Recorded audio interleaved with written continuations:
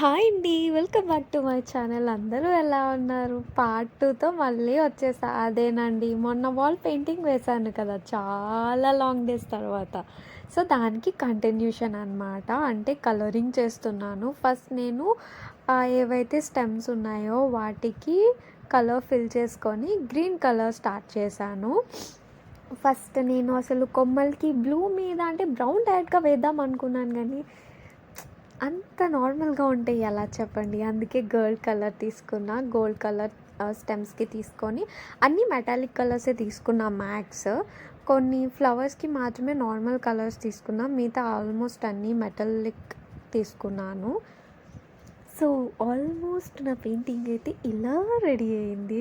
అబ్బాబాబా, చూస్తే ఎంత ఆనందంగా ఉంది తెలుసా. చాలా హ్యాపీగా అనిపించింది నాకైతే. మొత్తానికి ఇన్ని రోజులు టైం పట్టినా ఇంత పర్ఫెక్ట్గా రావడం అనేది హ్యాపీగా ఉంటుంది కదా. నేను 8 డేస్ కష్టపడి వేసిన తర్వాత చూసుకొని మురిసిపోయి పక్షులు చూడండి ఎంత రియలిస్టిక్గా వచ్చినాయో. నాకైతే చాలా అంటే చాలా హ్యాపీ అనిపించింది. ఇది మీకు చెప్పనా, కరెక్ట్గా డిసెంబర్ 31న కంప్లీట్ చేశాను.